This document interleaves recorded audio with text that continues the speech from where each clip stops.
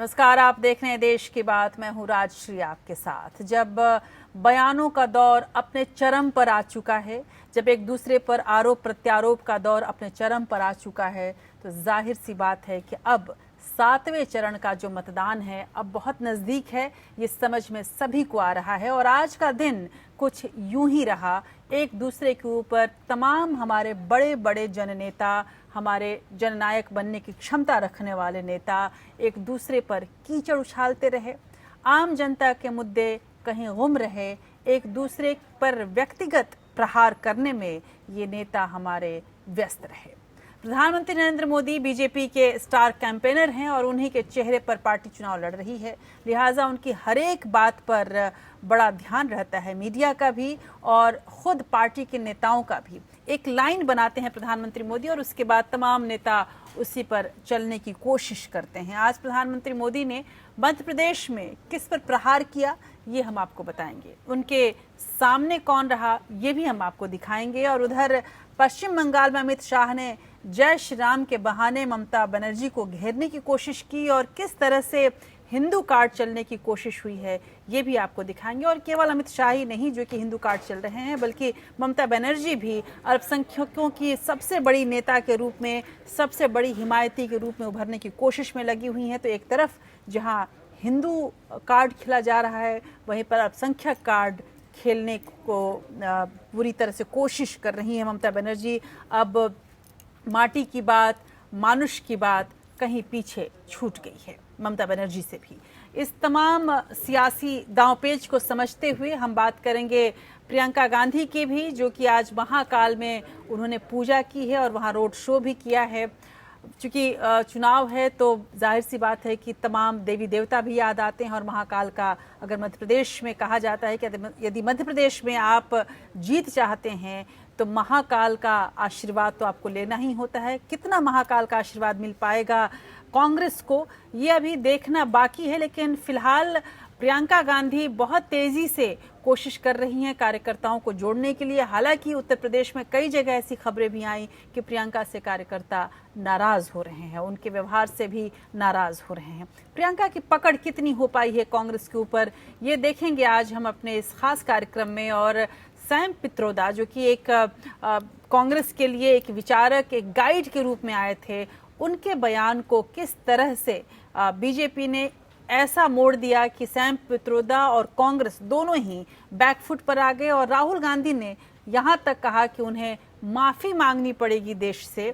जो बयान उन्होंने दिया है हुआ सो हुआ, ये एक बयान की एक जो पंक्ति थी उसको लेकर इतना हंगामा मचा, इतना बवाल मचा कि सभी को ऐसा लगने लगा कि वाकई कांग्रेस जो है वो इस तरह से सिखों की भावनाओं को समझने की कोशिश नहीं कर पा रही और अब तक नहीं समझी है। प्रधानमंत्री मोदी इस बात को समझ रहे थे, इसलिए दिल्ली चुनाव से ठीक पहले उन्होंने अपने तमाम इंटरव्यूज़ में, अपने भाषणों में ये भुनाना शुरू किया। और राहुल गांधी जो कि इसका सीधा काट कुछ नहीं निकाल पाए। हालांकि ये भी गौरतलब है कि ये कांग्रेस ही है जिसने एक सरदार को, एक सिख को लगभग 2 टेन्योर प्रधानमंत्री हमारे मनमोहन सिंह रहे।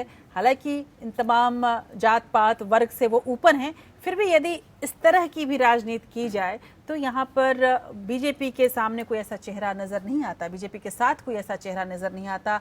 तमाम बड़े मंत्रालयों को देख लें तो शायद ही कोई आपको ऐसा बड़ा चेहरा जो कि पंजाब से जुड़ा हुआ हो, सरदार भी हो, सिख भी हो, वैसा कोई चेहरा शायद आपको भी नज़र नहीं आएगा। बहरहाल ये सियासत है और सियासत में हर कुछ जायज़ हो जाता है और इसी के तहत हर बयान के मायने निकाले जा रहे हैं, हर बयान को तोड़ा मरोड़ा जा रहा है, उसको अपने अपने तरीके से समझा और समझाया जा रहा है। जनता क्या करती है ये तो अब 23 तारीख को खुल जाएगा, सारा राज, सारी बातें सबके सामने होंगी। लेकिन इस बीच सुप्रीम कोर्ट ने जो याचिका थी कि रमजान के महीने को देखते हुए जो 7वां चरण का जो चुनाव है उसको थोड़ा सा प्रीपोन्ड कर दिया जाए, उसको खारिज कर दिया है। चुनाव आयोग ने इस पर आपत्ति जताई, उसको खारिज कर दिया गया है। कमल हासन का भी एक बयान आया, उन्होंने नाथूराम गोडसे पर एक बयान दिया है। एक नई बहस की शुरुआत हुई है। कुछ लोग ऐसे हैं आज भी देश में जो नाथूराम गोडसे को मानते ही नहीं, बल्कि उसकी पूजा तक होने लगी इन 5 सालों के दौरान। नाथूराम गोडसे के बहाने किस तरह की सियासत इस देश में की गई और क्या की जा सकती है, इस पर विदेश की बात में आज हम देखेंगे। तो चलिए शुरू करते हैं देश की बात के इस नए सफर को, जिसमें सियासी खबरें मजबूरन ज़्यादा रखनी पड़ रही हैं, क्योंकि देश की बात में अब बात देश की नहीं होती, देश की जनता की नहीं होती, तो आखिर खबरें भी कहाँ से आएँ। बहरहाल हम वो भी कोशिश करेंगे कुछ ऐसी खबरें जो आपसे और हमसे जुड़ी हुई हैं, जो आपके और हमारे मुद्दों से जुड़ी हुई हैं, जो आपके और हमारे दुख दर्द से जुड़ी हुई हैं, उन्हें भी दिखाएं, आज के दिन के ऐतिहासिक महत्व को भी दिखाएं, और बॉलीवुड के एक ऐसे सितारे से भी आपको रूबरू कराएं जो इस पूरे हलचल के दौरान कुछ तो ताजगी, कुछ तो वैसी कला जो कि हमारे दिलों को, हमारी ज़िंदगी को एक नए मोड़ देती है, उसको ज़िंदा रखे हुए। चलिए शुरू करते हैं देश की बात के इस नए सफ़र को।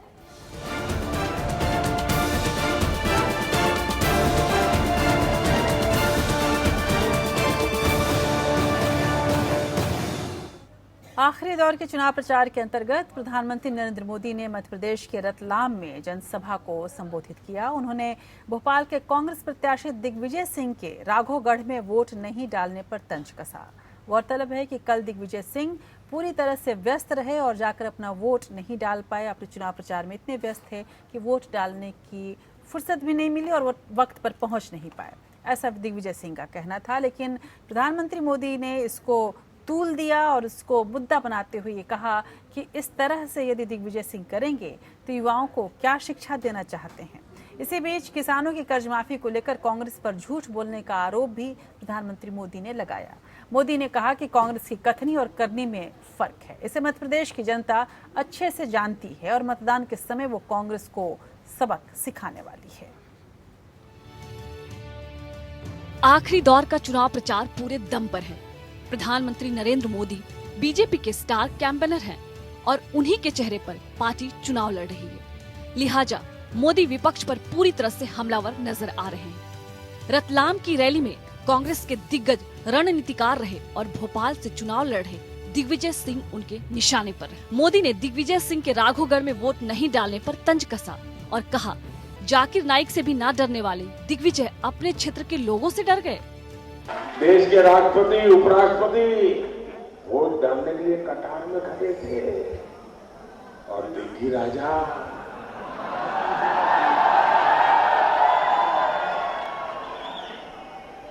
उनको न लोकतंत्र की चिंता थी, न नागरिकों के कर्तव्य की चिंता थी।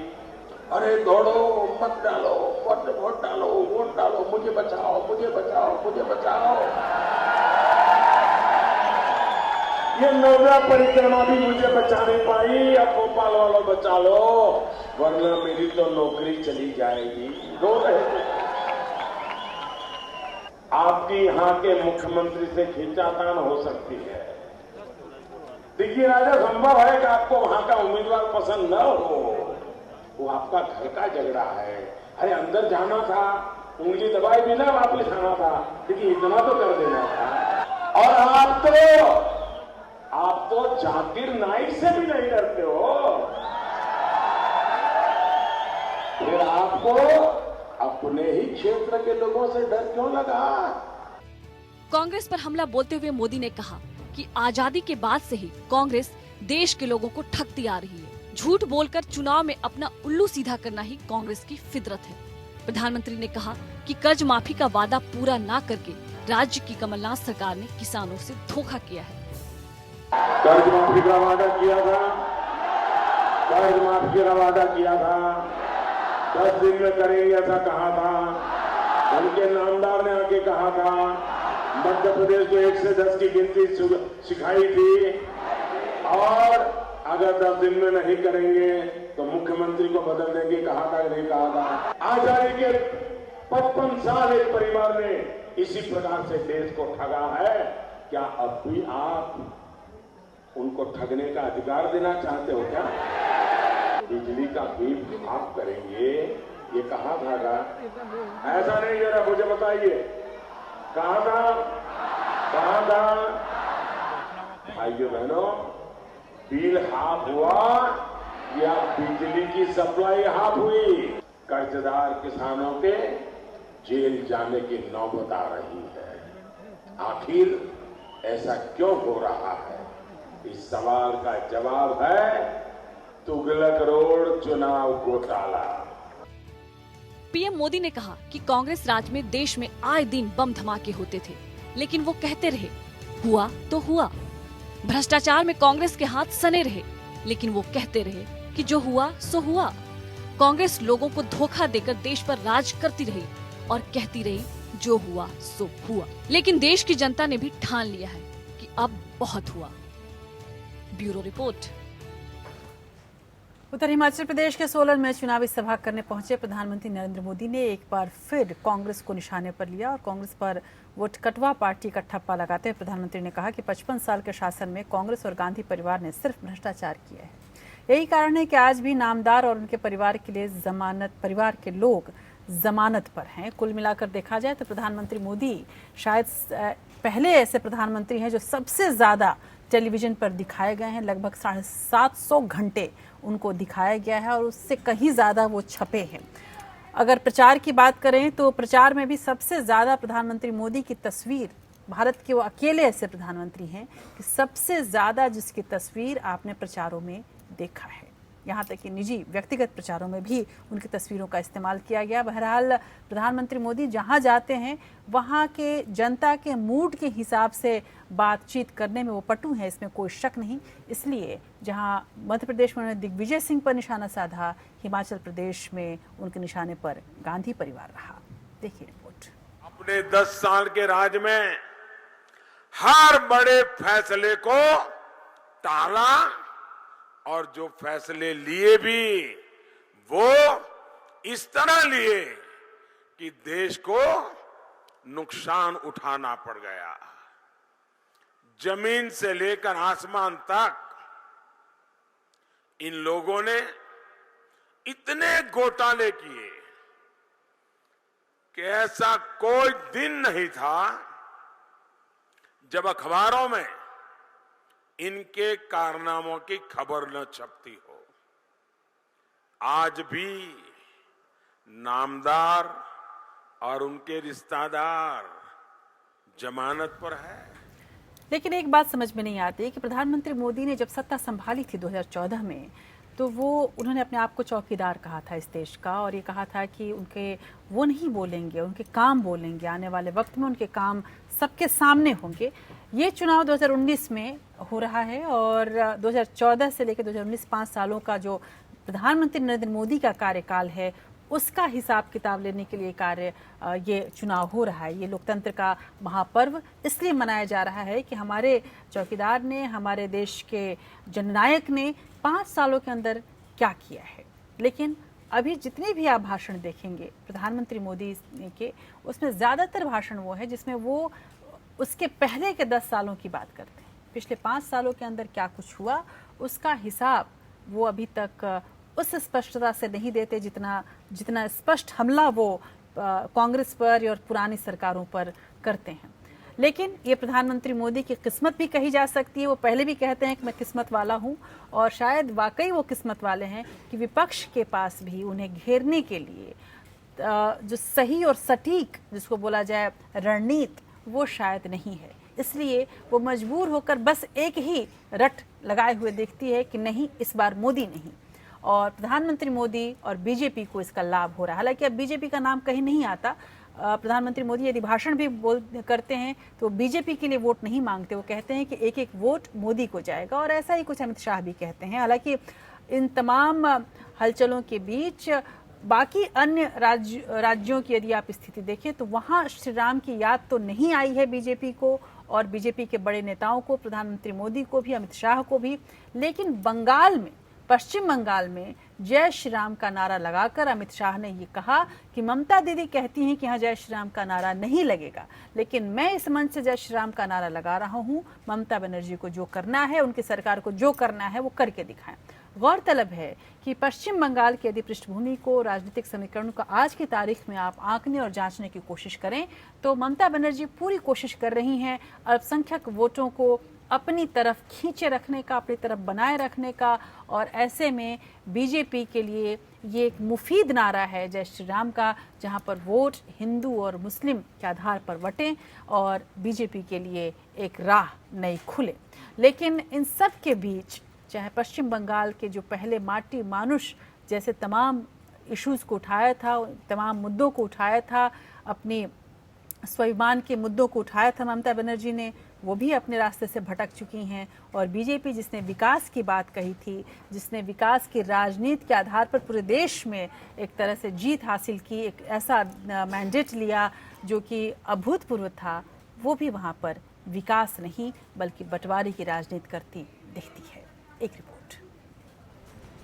लोकसभा चुनाव के आखिरी चरण का मतदान 19 मई को होगा। इस दौरान पश्चिम बंगाल की 9 सीटों पर भी मतदान होना है। मुख्य मुकाबला सत्तारूढ़ तृणमूल कांग्रेस और बीजेपी के बीच दिख रहा है। इसी कड़ी में बीजेपी अध्यक्ष अमित शाह ने सोमवार को राज्य के जॉयनगर में जनसभा की। इस दौरान उन्होंने मुख्यमंत्री ममता बनर्जी और राज्य सरकार पर निशाना साधा और हिंदू कार्ड को हवा दी। शाह ने कहा कि ममता दीदी कहती हैं कि बंगाल में जय श्री राम नहीं बोल सकते। मैं इस मंच से जय श्री राम बोल रहा हूँ। ममता दीदी की हिम्मत हो तो गिरफ्तार कर लें। उन्होंने कहा कि ममता दीदी के राज में दुर्गा पूजा की अनुमति नहीं मिलती, सरस्वती पूजा करने पर उनके गुंडे मारपीट करते हैं। 19 मई को ममता का तख्त पलट दीजिए। मैं गारंटी देता हूं कि बीजेपी यहां ऐसा माहौल बनाएगी कि पूरे बंगाल में शान के साथ फिर से दुर्गा पूजा हो सकेगी। अमित शाह ने एक बार फिर कहा कि उनकी सरकार घुसपैठियों को देश से निकाल फेंकेगी। मैं स्पष्ट कर देता हूं कि हम सिटीजनशिप अमेंडमेंट बिल लाने वाले हैं। जितने हिंदू, बौद्ध, सिख, जैन और क्रिश्चियन शरणार्थी है, वो सारों को नागरिकता देने का काम एक भारतीय जनता पार्टी की सरकार करेगी। और उसके बाद हम बंगाल को एक घुसपैठियों से मुक्त कर देंगे। शाह की बंगाल में सोमवार को 3 रैलियां होनी थी, लेकिन ममता सरकार ने अमित शाह को जाधवपुर में रैली करने की इजाजत नहीं दी। बीजेपी सूत्रों ने बताया कि टीएमसी सरकार ने पार्टी अध्यक्ष के हेलीकॉप्टर को उतारने की मंजूरी देने से इनकार कर दिया। इसके चलते रैली रद्द करनी पड़ी। जबकि अमित शाह का कहना है कि चूंकि इस लोकसभा क्षेत्र से ममता बनर्जी का भतीजा चुनाव लड़ रहा है, ऐसे में ममता को डर है कि शाह की रैली के दौरान बीजेपी के लिए समर्थन बढ़ेगा और उनके भतीजे की हार निश्चित हो जाएगी। इसलिए उन्होंने सभा की इजाजत नहीं दी। ममता दीदी ने जिस तरह से बंगाल में सिंडिकेट राज चलाया है, आप उससे सहमत हो क्या? जोर से बोलो, सहमत हो क्या? अब पहले तो सिंडिकेट को टैक्स आता था, अभी 1 साल से तय किया है। अब तो सिंडिकेट ही भी नहीं, सिर्फ और सिर्फ भतीजे को टैक्स देना पड़ेगा। भतीजे को टैक्स देना पड़ेगा। मित्रों, ये भतीजा टैक्स के साथ आप सहमत हो क्या? हटाना चाहिए, नहीं हटाना चाहिए? ममता सरकार ने लोकसभा चुनाव प्रचार अभियान के लिए बीजेपी की रथ यात्रा को मंजूरी नहीं दी थी। इसे लेकर दोनों पार्टियां सुप्रीम कोर्ट पहुंच गई थी। उत्तर प्रदेश के मुख्यमंत्री योगी आदित्यनाथ को भी हेलीकॉप्टर लैंडिंग की मंजूरी नहीं मिली थी। इसके बाद योगी सड़क के रास्ते सभा करने बंगाल गए थे। वहीं बीजेपी की ओर से आरोप लगाया गया कि चुनाव आयोग ममता सरकार के अलोकतांत्रिक फैसलों को लेकर मूक दर्शक बना हुआ है, जिसके खिलाफ बीजेपी ने राज्य सरकार के खिलाफ प्रदर्शन करने का फैसला किया है। Bureau report. उधर पश्चिम बंगाल में लोकसभा चुनाव अब अपने अंतिम चरण में पहुंच गया है। राज्य में बीजेपी ने सत्ताधारी तृणमूल कांग्रेस को दक्षिण बंगाल के कोलकाता और उसके उपनगरीय इलाकों में मात देने के लिए अपनी पूरी ताकत लगाई हुई है। बीजेपी के लिए ये बेहद कठिन चुनौती है क्योंकि ये इलाका टीएमसी की जन्मभूमि माना जाता है। इसी इलाके से ममता बनर्जी की पार्टी ने अपनी शुरुआत की और बाद में अर्ध शहरी तथा ग्रामीण बंगाल में अपना कब्जा जमाया। 2 सीटों से लेकर और इस तरह से पूरे बंगाल में, पूरे पश्चिम बंगाल में तृणमूल का झंडा फहराना ममता के लिए बहुत आसान नहीं रहा, लेकिन इस लड़ाई के बीच, इस संघर्ष के बीच धीरे धीरे उनकी ज़मीन कितनी मजबूत हुई, कितनी कमज़ोर हुई, ये जांचना, ये आंकना बड़ा दिलचस्प है। और इस ज़मीन को कितना हथिया पाएगी बीजेपी, ये भी देखना अपने आप में रोचक है। देखिए रिपोर्ट। 19 मई को पश्चिम बंगाल की 9 सीटों पर चुनाव होना है, जिसमें कोलकाता दक्षिण और कोलकाता उत्तर की सीटें शामिल हैं। ये वो इलाका है जिसे टीएमसी का गढ़ माना जाता है, लेकिन इस बार इन सीटों पर टीएमसी को बीजेपी से कड़ी चुनौती मिल रही है। उधर अपने गढ़ को बीजेपी से बचाने के लिए ममता बनर्जी ने भी तेवर कड़े कर लिए हैं। इससे राज्य का राजनीतिक पारा काफी गर्म हो गया है। पीएम मोदी और ममता बनर्जी के बीच जुबानी जंग और ज्यादा तेज हो गई। 7वें चरण में बीजेपी के लिए परीक्षा होगी कि वो शहरी और अर्धशहरी मतदाताओं के बीच अपनी कितनी पकड़ बना पाती है। ये चरण मुख्यमंत्री ममता बनर्जी की प्रतिष्ठा से जुड़ा है, इसलिए उन्होंने भी अपनी पूरी ताकत लगा दी है। राजनीतिक विश्लेषकों के मुताबिक शहरी गरीबों का हमेशा से ही ममता की ओर झुकाव रहा है, लेकिन ये चरण इस बात का फैसला करेगा कि बीजेपी ममता के इस गढ़ में कितना सेंध लगा पाती है। शहरी वोटों में शहरी अमीर, शहरी मध्य वर्ग और शहरी गरीब शामिल हैं। ममता बनर्जी शहरी गरीबों में अच्छा कर रही हैं। ममता झुग्गियों में रह रहे लोगों का हमेशा से ही समर्थन पाती रही हैं। शहरी अमीर और शहरी मध्य वर्ग अक्सर सीपीएम को वोट देता रहा है। अब वे कोलकाता में या तो कांग्रेस या बीजेपी को वोट कर सकते हैं। इस चरण की सबसे महत्वपूर्ण सीट जाधवपुर और साउथ कोलकाता है। ये ममता बनर्जी का गृह क्षेत्र है और यहीं से उन्होंने अपने राजनीतिक करियर की शुरुआत की थी। वर्ष 1984 में युवा नेता ममता बनर्जी ने उस समय सीपीएम के दिग्गज नेता रहे सोमनाथ चटर्जी को हराया था। इस जीत के बाद वो पहली बार राष्ट्रीय स्तर पर चर्चा में आई। इसके बाद उन्होंने खुद को साउथ कोलकाता शिफ्ट कर लिया। ममता बनर्जी साउथ कोलकाता से 6 बार सांसद रही हैं। वर्ष 1998 में ममता बनर्जी ने साउथ कोलकाता से तृणमूल कांग्रेस की शुरुआत की थी। इसके बाद से टीएमसी सीट को करीब 50% वोटों के साथ जीत रही है। हालांकि वर्ष 2014 में मोदी लहर में उसका वोट शेयर कम हो गया। Bureau report. उधर लोकसभा चुनाव के अंतिम चरण की वोटिंग 19 मई को होनी है। इसी दिन पंजाब की 13 सीटों पर भी मतदान है, लेकिन कांग्रेस नेता सैम पित्रोदा का सिख दंगों पर दिया हुआ बयान हुआ तो हुआ। एक छोटी सी पंक्ति है, इतने ही शब्द हैं, हालांकि पूरे बयान को नहीं दिखाया मीडिया ने भी, और लेकिन मीडिया से ज़्यादा इसकी ज़रूरत शायद बीजेपी नेताओं को थी और इस वजह से उस बयान को खूब भुनाया गया। और ये जब बयान सबके सामने आया और बीजेपी ने और ख़ासकर प्रधानमंत्री मोदी और अमित शाह ने उसको इतने मंचों पर बोला कि इससे कांग्रेस के अंदर तनाव पैदा हुआ। कांग्रेस अध्यक्ष राहुल गांधी ने इस तनाव के चलते यहाँ तक कहा है कि बयान पर उन्होंने सफाई तो दिया और कहा ये भी कि पित्रोदा को इस बयान पर शर्म आनी चाहिए और उन्हें सार्वजनिक तौर पर माफ़ी मांगनी चाहिए। हम आपको बता दें कि पित्रोदा अपने बयान पर मीडिया के सामने आकर पहले ही माफ़ी मांग चुके हैं। उन्होंने कहा था कि उनके बयान को तोड़ मरोड़ कर पेश किया गया है और उनके कहने का अर्थ ये नहीं है, फिर भी वो माफ़ी मांगते हैं।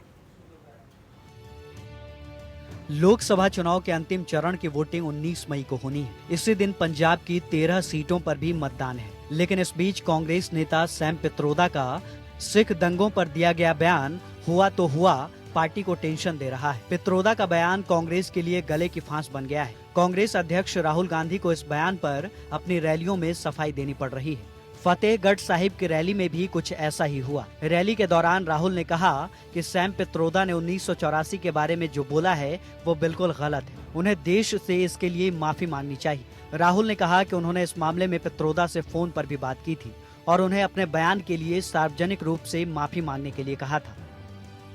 कि जो सैम पित्रोदा जी ने 1984 के बारे में बोला है वो बिल्कुल गलत बोला है और उनको देश से इसके लिए माफी मांगनी चाहिए। मैं पब्लिकली बोल रहा हूं और यही मैंने सैम पित्रोदा को फोन करके कहा कि सैम पित्रोदा जी आपने बिल्कुल गलत बोला, शर्म आनी चाहिए आपको और ये आप पब्लिक अपॉलॉजी मांगते। राहुल ने इससे पहले भी अपने फेसबुक पोस्ट पर पित्रोदा के इस बयान की आलोचना की थी। अपने फेसबुक पोस्ट में राहुल ने कहा था कि सैम पित्रोदा ने जो कहा वो अनुचित है और उन्हें इसके लिए माफी मांगनी चाहिए। इससे पहले कांग्रेस पार्टी ने सैम के बयान को निजी बताते हुए पल्ला झाड़ लिया था। वैसे पित्रोदा अपने बयान पर मीडिया के सामने आकर पहले ही माफी मांग चुके हैं। राहुल गांधी के निशाने पर केंद्र सरकार और पीएम मोदी भी रहे। कांग्रेस अध्यक्ष ने राफेल डील को लेकर सरकार पर भ्रष्टाचार में लिप्त होने का आरोप लगाया। नरेंद्र मोदी चेहरा नहीं दिखा पाएंगे हिंदुस्तान को। नरेंद्र मोदी जी, आपने अनिल अंबानी को 30,000 करोड़ रुपए क्यों दिए? वो तो बैंकक्रप्ट है, 45,000 करोड़ रुपए का कर्जा वापस नहीं देगा। उसको दुनिया का सबसे बड़ा कॉन्ट्रैक्ट कैसे दिया? सिर्फ बिहार तो खड़े नहीं हो सकते। 2 करोड़ युवाओं को रोजगार की बात नहीं कर रहे, किसानों को सही दाम की बात नहीं कर रहे। सच्चाई सबके सामने आ गई। कांग्रेस पार्टी सच बोलती है, प्यार से काम करती है, जोड़ने का काम करती है, और जो कहती है वो करती है। दरअसल पंजाब में आखिरी चरण में मतदान है और सैम पित्रोदा के बयान पर बीजेपी लगातार कांग्रेस पर हमला बोल रही है। पीएम मोदी ने हरियाणा और पंजाब में लगभग हर रैली में सैम पित्रोदा के बयान पर निशाना साधा है। पीएम मोदी ने हरियाणा की एक चुनावी सभा में कहा था कि कांग्रेस के एक वरिष्ठ नेता ने कहा कि 1984 दंगा हुआ तो हुआ। ये 3 शब्द कांग्रेस के अहंकार को दर्शाते हैं। Bureau report. नीति ये कहती है कि यदि गलती हो जाए तो माफी मांग लो, और यदि कोई माफी मांगे तो उसे माफ भी कर दो। भारतीय राजनीति में भी ये परंपरा रही है। कई बार कई बड़े बड़े नेताओं ने कोई बात गलत हो गई हो या किसी और तरह की गलती हो गई हो तो माफी भी मांगा है, इस्तीफा भी दे दिया है, और अपनी जिम्मेदारी भी तय करते हुए इस्तीफा दिया है या देने की पेशकश की है। लेकिन अब जमाना और है। अब बात यह है कि गलती हो जाए तो उस गलती को सही ठहराओ, उसके बारे में अपनी जानकारी बताओ और कहो कि चूंकि जो लोग इसकी आलोचना कर रहे हैं वो उनको इस बात की समझ नहीं है, इसलिए वो इस बात को गलत कह रहे हैं। हालांकि राहुल गांधी को बहुत परिपक्व राजनेता नहीं कहा जा सकता, राहुल गांधी को एक बहुत अच्छा वक्ता भी नहीं कहा जा सकता, लेकिन राहुल गांधी ने जिस तरह से सैम पित्रोदा के बयान को कहा है कि इस पर उनको माफ़ी मांगनी चाहिए। और सैम पित्रोदा की यदि पृष्ठभूमि को आप देखें, जिस वक्त ये घटना हुई थी, 1984 की घटना जब हुई थी, सैम पित्रोदा अमेरिका में रहा करते थे। उनका भारत से बहुत ज़्यादा वास्ता नहीं था, वो गाहे बगाहे यहाँ पर आते जाते थे। 84 के बाद जब प्रधानमंत्री राजीव गांधी बने और इंदिरा गांधी से उनकी थोड़ी बहुत नज़दीकी थी, उसके बाद राजीव गांधी से जब उनकी खास नज़दीकी हुई, तब सैम पित्रोदा जैसे तमाम लोग यहाँ पर आए और यहाँ की स्थितियों को समझते हुए आधुनिक भारत की परिकल्पना के लिए उन्होंने कुछ काम करना शुरू किया। ऐसे में सामाजिक संरचना और जातीय समीकरण समझना, राज्यीय समीकरण समझना सैम पित्रोदा के वश की बात नहीं है। ये अलग बात है कि उन्हें अभी फिलहाल कई राज्यों का इंचार्ज बनाया कांग्रेस ने, और इस वजह से उनकी हिंदी भी बहुत अच्छी नहीं है, अगर और उतने पटु नहीं है वो मीडिया के लिए, खासकर भारतीय मीडिया के लिए, कि वो बातों को बहुत चालाकी से अपने तरीके से घुमा कर रख सकें। सैम पित्रोदा की ये अपरिपक्वता जहां पर उन्हें फंसा ले गई, और बीजेपी में ऐसे तमाम बड़े परिपक्व नेता हैं जो भारतीय मीडिया के नब्ज को समझते हैं और कहाँ किस तरह से बातों को घुमा देना है ये भी जानते हैं, और इसी का शिकार सैम पित्रोदा हुए, इसमें कोई शक नहीं। लेकिन चाहे 1984 में जो हुआ हो, 2002 में जो हुआ है, इसके अलावा तमाम ऐसी घटनाएं जब ऐसा वर्ग भेद या इस तरह से दंगे हुए हों या इस तरह की स्थितियां हुई हों जब भारतीय समाज को शर्मसार होना पड़ा है, उसकी निंदा हर दल को करना ही चाहिए और इसको एक अच्छी कोशिश के रूप में माना जाना चाहिए। बहरहाल फिलहाल राजनीति का दौर है तो जाहिर सी बात है कि इसको कोशिश कोई नहीं समझेगा, इसको वोटों के गणित में ज़्यादा समझने और सोचने और ढालने की कोशिश की जाएगी। लेकिन इस वक्त वोटों की गणित की यदि हम बात करें तो मध्य प्रदेश में क्या गणित हो सकता है, इसकी कोशिश कांग्रेस भी बिठाने में लगी हुई है और इसकी कोशिश में बीजेपी भी तमाम समीकरणों को समेटने और पूरी गोटियों को, खिलाड़ियों को संभालने में लगी हुई है। कांग्रेस महासचिव प्रियंका गांधी वाड्रा यूपी के बाद मध्य प्रदेश के दौरे पर इसीलिए रहीं और प्रियंका के रतलाम, इंदौर में कार्यक्रम रहे, लेकिन सबसे पहले वो उज्जैन पहुंची। यहाँ बाबा महाकाल के मंदिर में उन्होंने विशेष पूजा की। अपनी सभा में प्रियंका ने पीएम मोदी पर निशाना साधा, कहा मोदी सरकार अहंकार में डूबी हुई है और इस बार उसकी विदाई जरूर होगी। इधर पलटवार करते हुए शिवराज ने पूछा कि कर्ज माफी पर झूठ बोलकर कांग्रेस ने साबित कर दिया है कि वो सत्ता पाने के लिए कुछ भी कर सकती है। आखिरी दौर के प्रचार के दौरान प्रियंका गांधी वाड्रा ने उज्जैन में बाबा महाकाल के मंदिर में विशेष पूजा अर्चना की। उनके साथ मुख्यमंत्री कमलनाथ भी मौजूद रहे। प्रियंका ने रतलाम में जनसभा को भी संबोधित किया। उन्होंने लोगों से सोच समझकर वोट देने की अपील की। पीएम मोदी और केंद्र की एनडीए सरकार पर निशाना साधते हुए प्रियंका ने कहा कि देश की भलाई के लिए मोदी सरकार की विदाई जरूरी है। देश के लोगों ने इसके लिए मूड भी बना लिया है। ये जो वोट है आपका, ये बहुत कीमती है, इसको व्यर्थ मत करिए। इसको व्यर्थ करने का मतलब है कि 5 और साल आप भुगतेंगे। आप एक ऐसी सरकार को भुगतेंगे जो भ्रष्टाचार, झूठ और आपको दबाकर आगे बढ़ेगी। आप जब अपनी आवाज उठाते हैं, आपने सुना सीएम साहब ने कहा कि जब आपने आवाज उठाई, जब किसानों ने प्रदर्शन किया, उन पर गोली मारी गई। जब आदिवासी प्रदर्शन करते हैं, उनको दबाया जाता है। जब नौजवान अपना हक मांगता है, उनको दबाया जाता है। प्रियंका के बयान पर बीजेपी ने पलटवार किया। पूर्व मुख्यमंत्री और बीजेपी के राष्ट्रीय उपाध्यक्ष शिवराज सिंह चौहान ने तंज कसते हुए कहा कि प्रियंका को किसानों की कर्ज माफी पर भी बात करनी चाहिए। कांग्रेस की सरकार ने लोगों से वादा तो कर दिया, लेकिन अब वादा खिलाफी कर रही है। अब तक राज्य के किसानों का कर्ज माफ नहीं हुआ है। महाकाल महाराज के दरबार में जब मत्था टेके तो जरूर पूछिए मध्य प्रदेश के मुख्यमंत्री कमलनाथ जी से, आपके भाई राहुल गांधी जी से। उन्होंने वचन दिया था, वादा किया था, किसानों का कर्जा माफ करेंगे 10 दिन में, और 10 दिन में माफ नहीं किया तो मुख्यमंत्री हटा देंगे। कर्जा माफ नहीं हुआ है। मुख्यमंत्री आपके भाई साहब को भी भ्रमित कर रहे हैं, आपके भाई साहब भी झूठ बोल रहे हैं। 2014 के लोकसभा चुनाव में बीजेपी को मध्य प्रदेश की 29 में से 27 सीटों पर जीत मिली थी, लेकिन 2018 में उसे झटका लगा और 15 साल पुरानी शिवराज सरकार को कांग्रेस के कमलनाथ ने सत्ता से बाहर कर दिया था। लिहाजा इस बार लोकसभा चुनाव में दोनों के लिए मुकाबला बराबरी का माना जा रहा है। लगभग सभी सीटों पर बीजेपी और कांग्रेस में सीधी लड़ाई है। Bureau report. मध्य प्रदेश की जमीन और खासकर उज्जैन की जमीन, राजा विक्रमादित्य की जमीन, कालिदास की जमीन, राजा भोज की जमीन।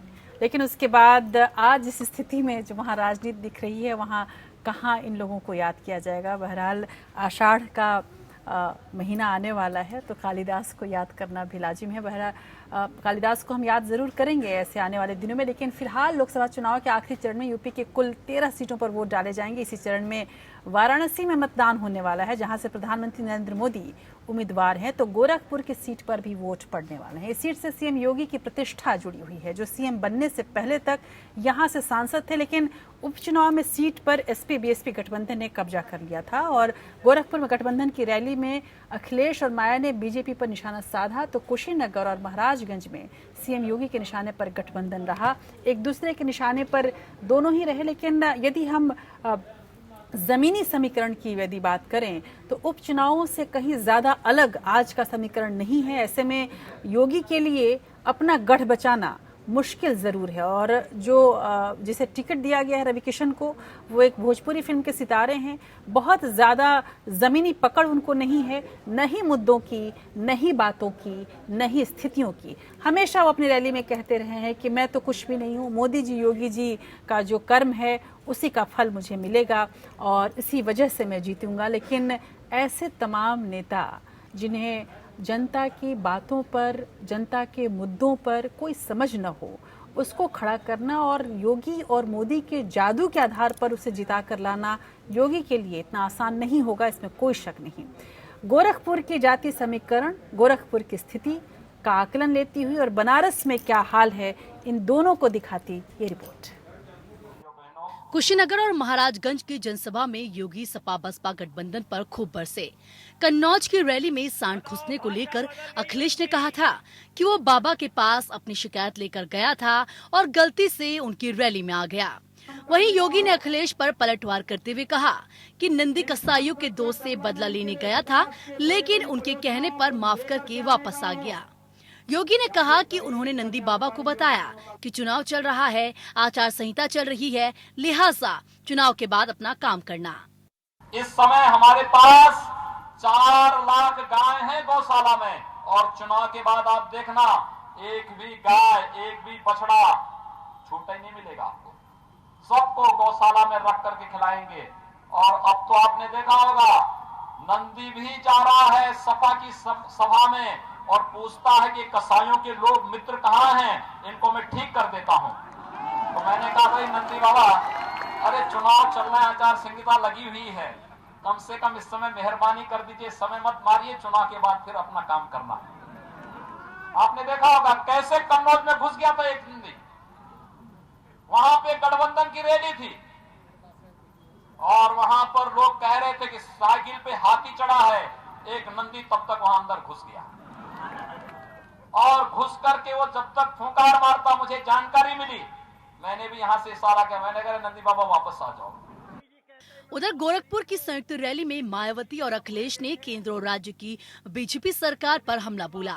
मायावती ने कहा कि पीएम मोदी कभी खुद को पिछड़ी जाति का बताते हैं तो कभी गरीब बता रहे हैं। मायावती ने एक बार फिर नरेंद्र मोदी को फर्जी और अखिलेश यादव को असली ओबीसी बताया। अखिलेश यादव ने भी मोदी और योगी पर जमकर निशाना साधा। सच्चाई ये है कि हमने कभी भी इनसे इनकी जाति नहीं पूछी है, बल्कि हमने तो इनकी असली जाति के बारे में ही जनता को सही जानकारी दी है। जनता को ये बताया है कि श्री नरेंद्र मोदी जन्मजात पिछड़े वर्ग के नहीं हैं, बल्कि ये गुजरात में अपनी सरकार के समय में अपने राजनीतिक लाभ के लिए वहां जुगाड़ करके काजी अति पिछड़े वर्ग के ही बन गए हैं। तो ये सब हमने इनके बारे में क्या गलत बोला है, अर्थात ये ठीक ही तो बोला है। 6 चरणों में जाने उसी की वजह से सफाया हो रहा है। अगर ये बात जानते हो तो बताओ चौकीदार की चौकी छीनोगे कि नहीं छीनोगे?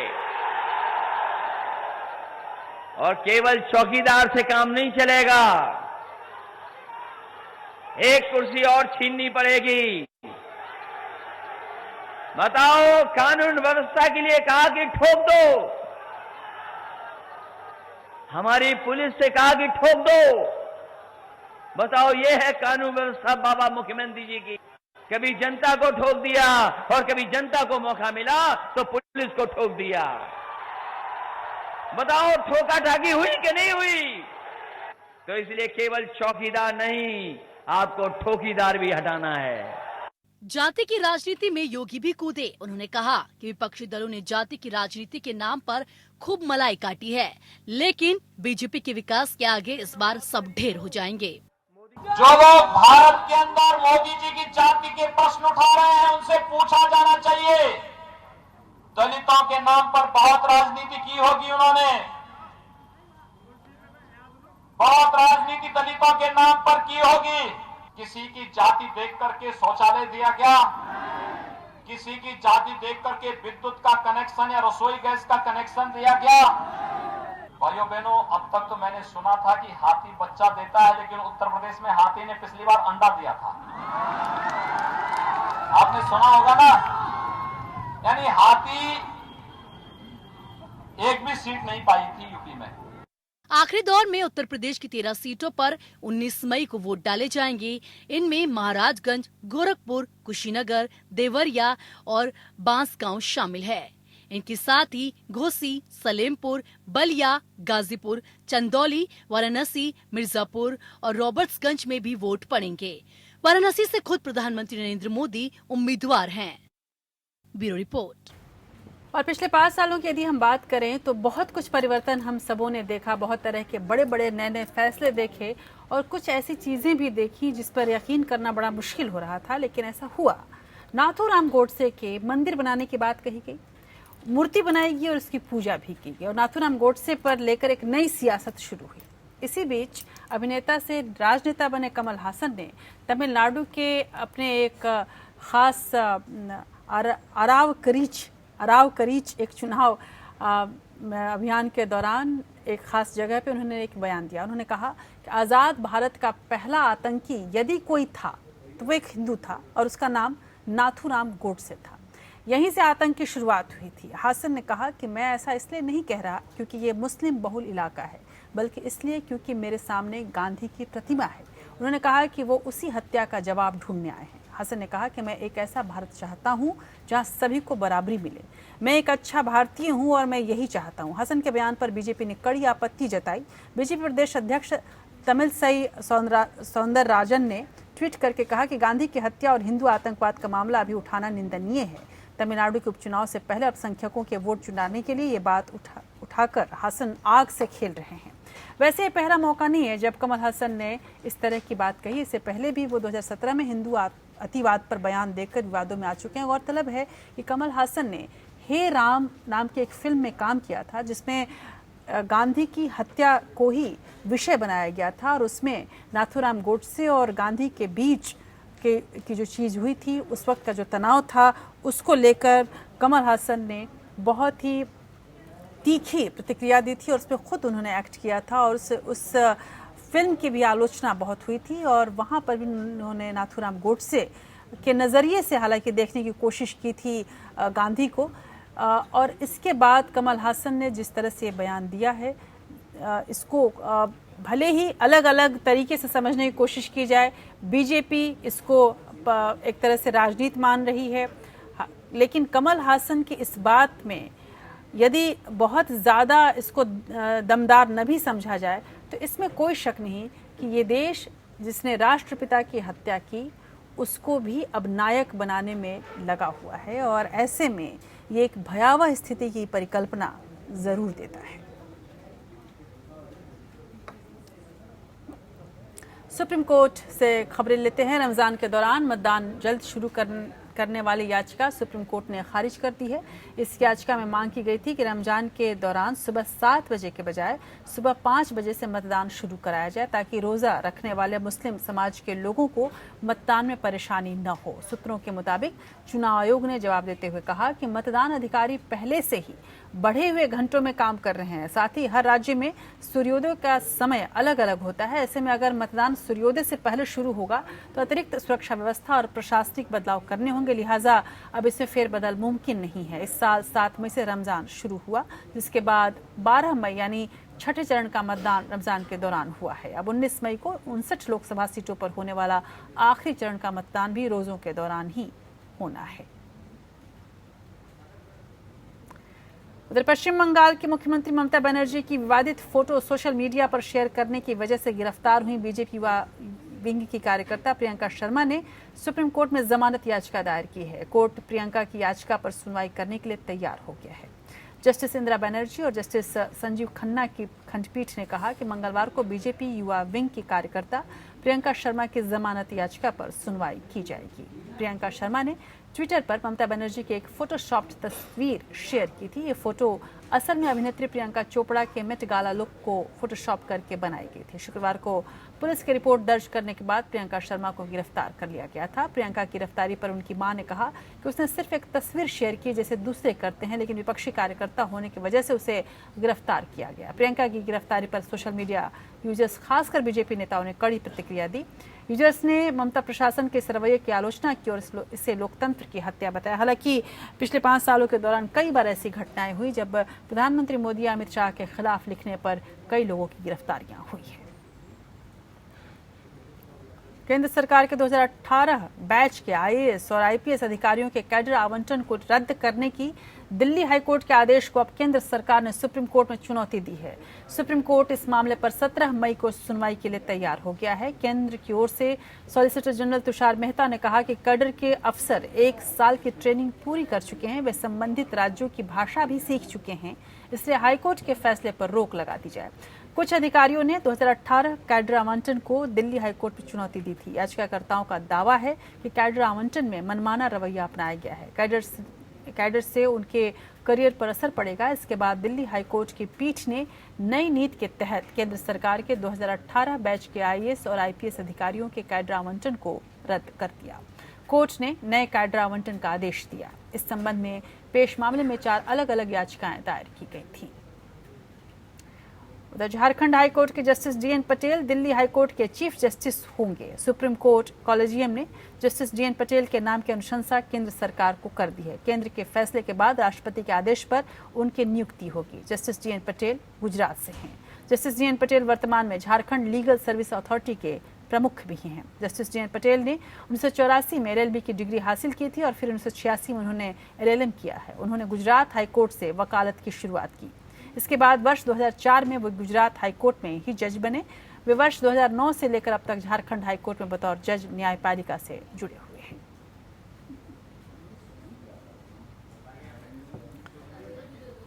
वो श्रद्धालु जो बाबा केदार और हेमकुंड साहब की यात्रा करना चाहते हैं लेकिन किसी वजह से इन यात्राओं को पैदल नहीं कर पाते, उनके लिए एक अच्छी खबर हम लेकर आए हैं। सियासत के बीच ये खबर आपको राहत देगी। उत्तराखंड हाईकोर्ट से हरी झंडी मिलने के बाद अब उत्तराखंड सरकार ने हवाई सेवा शुरू कर दी है। साथ ही नई किराए के दर भी अब तय कर दी गई है।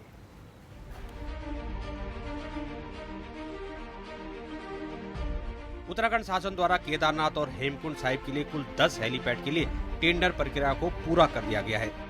टेंडर के वक्त 2 हेलीपैड पर किराए की दरें बढ़ाई गई हैं, तो 8 हेलीपैड पर किराए की दरें कम की गई हैं। आपको बता दें कि हाल में ही हाईकोर्ट में निजी कंपनी द्वारा हेली सेवाओं पर लगाई गई याचिका को खारिज करते हुए सेवाएं बहाल करने को लेकर राहत दी थी, जिसके बाद अब 10 हेलीपैडों से किराए की दरों को तय कर दिया गया है। आपको बता दें कि आखिरकार किराए की दरें हैं क्या। केदारनाथ के लिए फाटा से हवाई सेवा एक ओर का किराया पहले एक तरफा 2399 था, जबकि साल 2018 में 3350 किराए के तौर पर लिया जाता था, यानी किराए में 956 रुपए की कमी की गई है। सिरसी से केदारनाथ के लिए किराया अब एक तरफा 2470 रुपए हुआ। साल 2018 में यह 3175 था। किराए में 630 रुपए की कमी की गई है। गुप्त काशी से केदारनाथ के लिए एक तरफा 4275 रुपए था। 2018 में 3650 था हेली सेवा का किराया, यानी 625 रुपए किराए की बढ़ोतरी की गई है। हेमकुंड साहिब के लिए हवाई सेवा गोविंद घाट से घंगरिया के लिए 2795 था। वहीं 2018 में 2895 था किराया, यानी 100 रुपए की कमी की गई है। देहरादून से योगेश सेमवाल की रिपोर्ट।